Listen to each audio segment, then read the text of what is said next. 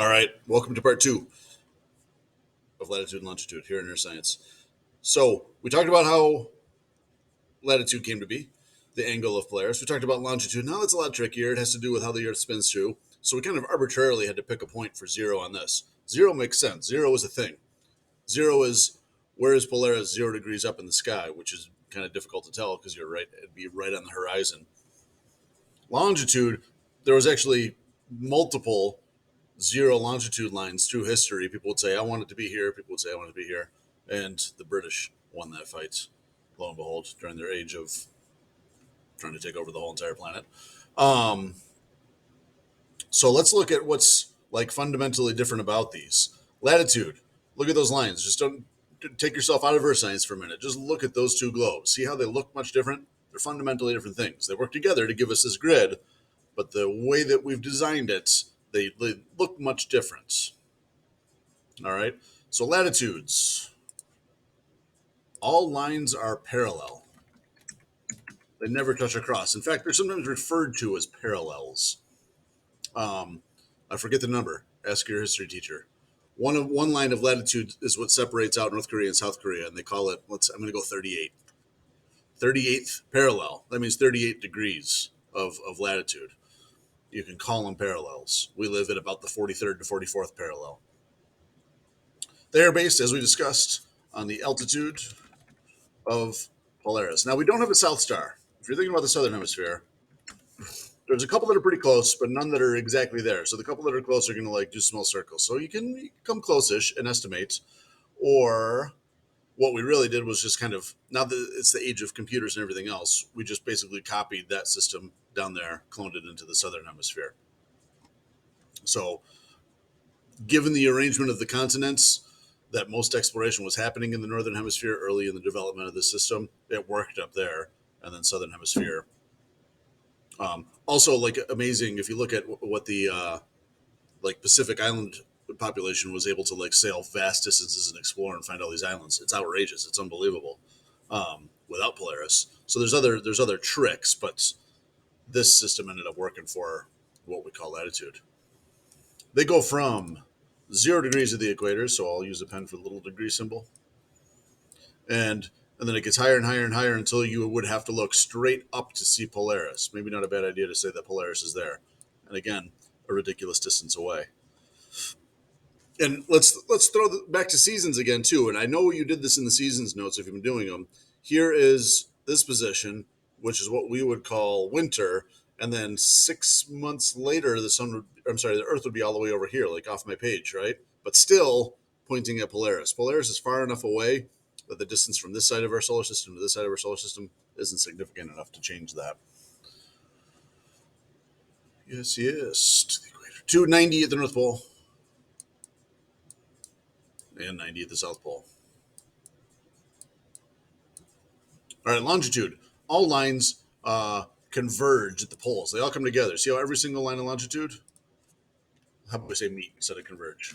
Make it shorter. They all meet at the poles. If you want to walk all 360 degrees of longitude, a very easy place to do that is the North Pole. Granted, it's not easy to get there, but if you're there, and there's not really like a pole, right? But you're going to bring your own pole, jam it in there, and all you got to do is like walk a little circle, and boom, I walked around the whole Earth. I walked all 360 degrees of longitude. That would be very difficult at the equator. That's where they're furthest apart. The prime meridian, which again, the British won the fights, and that runs through Greenwich, England. That's the zero line. That's the reference line. Everything else is east or west of that. We live over here in the western half of the planet, western hemisphere, if you've heard that. So, and there's the prime meridian right there, running through Greenwich, England, and we're that way. The lines spread east and west from there.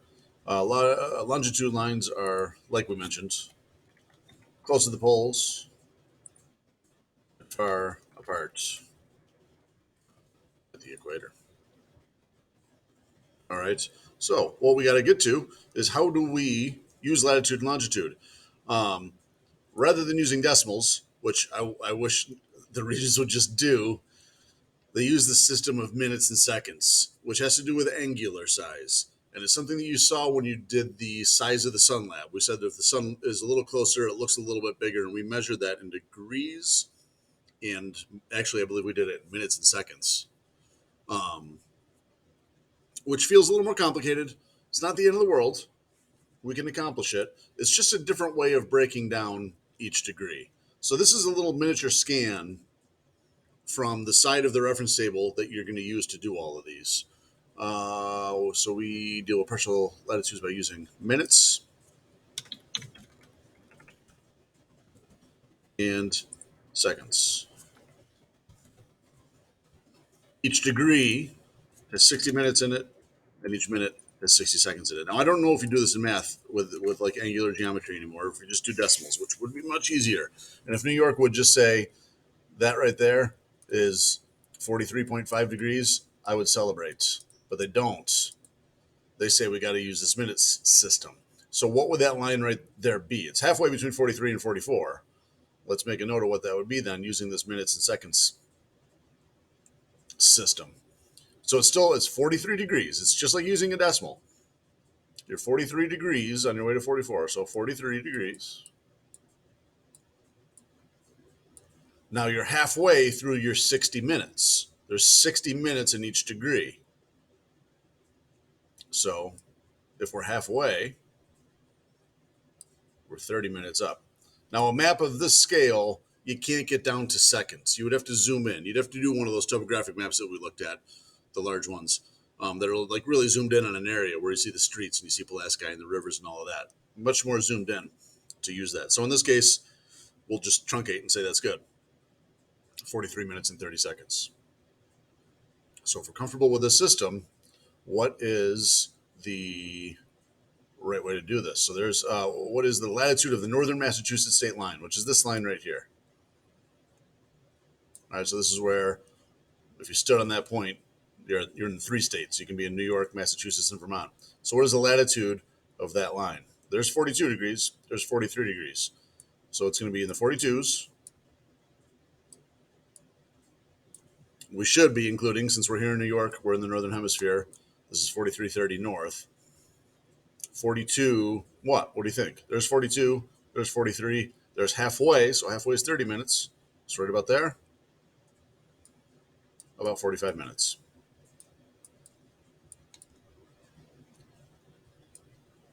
North. All right, so we're going to do one other video, and then you're going to find these.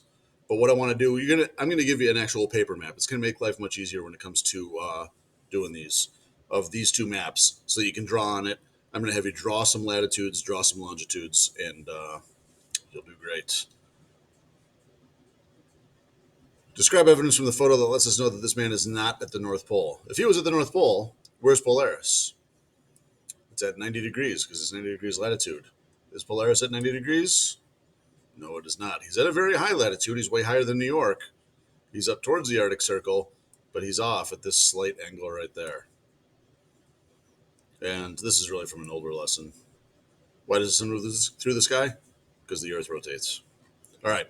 So I'm going to pause here so that I can get you the paper map and show you exactly how I want you to draw that. If you're at home, you can either wait till you see me or try to find a printout of the map or, I don't know, that stuff. Sound good? All right. Good luck.